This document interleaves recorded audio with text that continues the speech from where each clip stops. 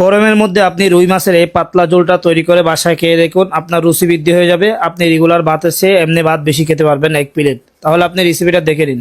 প্রথমে এখানে 2টা রুই মাছ বড় দেখে, তার মধ্যে লবণ, মরিচের গুঁড়া, অল্প একটু হলুদের গুঁড়া, 2 চামচ পরিমাণ আদা রসুন বাটা দিয়ে দিচ্ছি।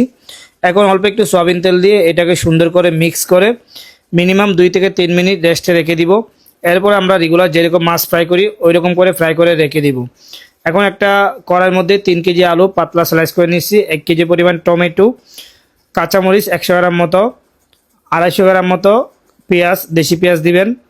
এরপর দিয়ে দিচ্ছি হাফ কেজি পরিমাণ মুগ ডাল, ডালগুলি আগে থেকে 1 ঘন্টা ভিজিয়ে রাখছিলাম। অল্প একটু আদা রসুন পেস্ট দিয়ে দিচ্ছি, পরিমাণ মতো লবণ দিয়ে দিচ্ছি, যতটুকু লবণ প্রয়োজন হয়। 2-3 চামচ পরিমাণ মরিচের গুঁড়া দিয়ে দিচ্ছি, আপনি আপনার স্বাদ মতো দিয়ে দিবেন। 1 চামচ পরিমাণ হলুদের গুঁড়া দিয়ে দিচ্ছি, ধনিয়ার গুঁড়া 2 চামচ পরিমাণ হতে পারে এখানে, সেম পরিমাণ জিরার গুঁড়া দিয়ে দিচ্ছি। এখন দিয়ে দিব অল্প একটু সয়াবিন তেল, যতটুকু তেল প্রয়োজন হয়। এরপরে এটাকে সুন্দর করে হাতে ভালো করে মিক্স করে নিব, যেন প্রত্যেকটা উপকরণ ভালো মতো মিশে যায়।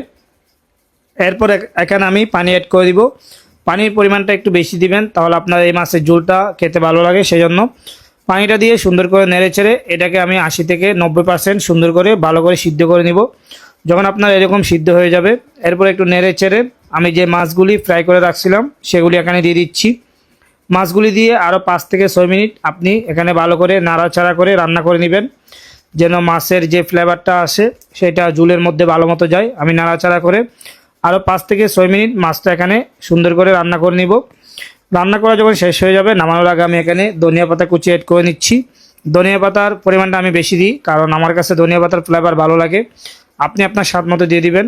এরপরে চুলাটা অফ করে দিলে এই মাছটা তৈরি হয়ে যাবে। আপনি চাইলে এটা বাসায় ট্রাই করতে পারেন এই গরমে। আর রেসিপি ভালো লাগলে পেজটা ফলো দিবেন, ভিডিওটা শেয়ার করে দিবেন।